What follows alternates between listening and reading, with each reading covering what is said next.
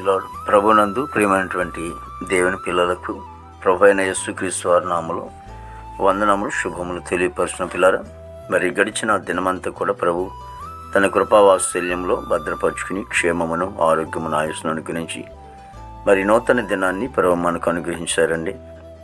ఈ 2025 సంవత్సరము 4వ నెల మరి 8వ దినాన్ని ప్రభు మనకు అనుగ్రహించి మరి ఈరోజు దేవుని వాక్యం, ఏ విషయములోనైనను కొదువు లేని వారై ఉండినట్లు ఓర్పు తన క్రియ కొనసాగింపనీయుడి. యాకోబు రాసిన పత్రిక 1:4 వాక్యము నమ్మదగినది, పూర్ణాంగీకరణమునకు యోగ్యమైనది. భక్తుడు సెలవిస్తూ ఉంటున్నాడు, ఏ విషయంలోనైనా సరే మనకు కొదువు లేని వారుగా ఉండాలని.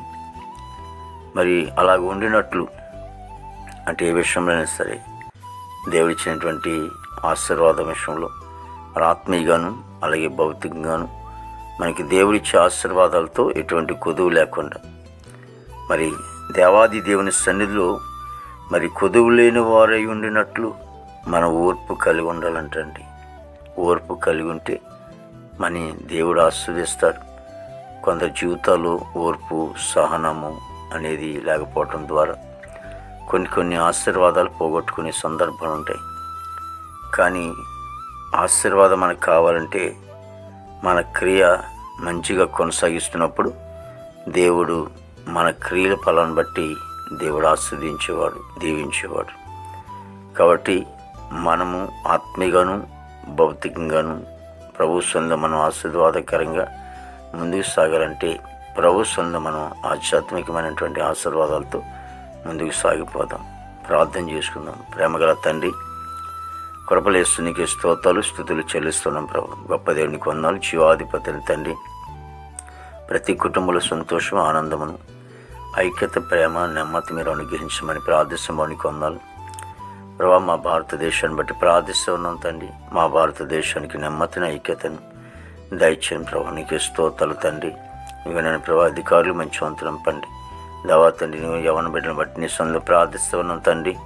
ప్రభా యువకులను బట్టి నీ సన్నిధిలో ప్రార్థిస్తూ ఉన్నాం తండ్రి. వారి చెడు మార్గములన్నీ కూడా చెడు వెచ్చరించి కూడా దూరపరిచి ప్రభా ఇగో తండ్రి మేలు కలుగైనటువంటి మార్గంలో నడిచి నీతిగా బ్రతికే భాగ్యం నేర్చేయండి. తద్వారా తండ్రి ప్రభా నీ రాజ్య వారసులుగా వారిని సిద్ధపరచమని ప్రార్థిస్తానికి స్తోత్రాలు తండ్రి.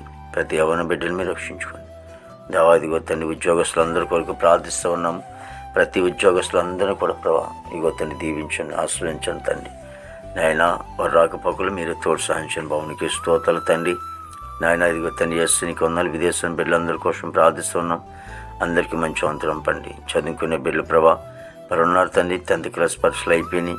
మరలా ఇప్పుడు తండ్రి ప్రభా ఇదిగో తండ్రి పరీక్షలు రాయబోతున్నారు తండ్రి. మరి 8వ తరగతి కానివ్వండి 9వ తరగతి కానివ్వండి ఇలా బిడ్డలు పరీక్షలు రాస్తూ ఉంటున్నారు ప్రభా. వారికి కూడా మంచి ఆరోగ్యం ఇచ్చి ప్రభా ఆలోచన ఇచ్చి ధైర్యపరచమని ప్రార్థిస్తాము. చక్కగా పరీక్షలు రాసి పాసుడు కృప దయచేయండి. పనికి వెళ్ళే బిడ్డలు కూడా మంచి ఆరోగ్యం ఇదిగో తండ్రి వేడిమి ఎక్కువగా ఉందండి ప్రభా. బిడ్డలు ప్రభా మరి నేను మంచి వంతు నింపండి. ఆనాడు ఇశ్రాయేలు ప్రజలకి పగలు మేఘస్తంభంగా ఉన్నట్లుగా దేవాన్ని బిడ్డలను ప్రభా మీరు ఆశ్రయించి ప్రభా చక్కగా తండ్రి ప్రభా వాళ్ళు పని చేసుకున్నప్పుడు మంచి ఆరోగ్యత నింపండి. మా దేశ పాడి పంటనంతా మీరు ఆశ్రయించండి, దీవించండి ప్రభు.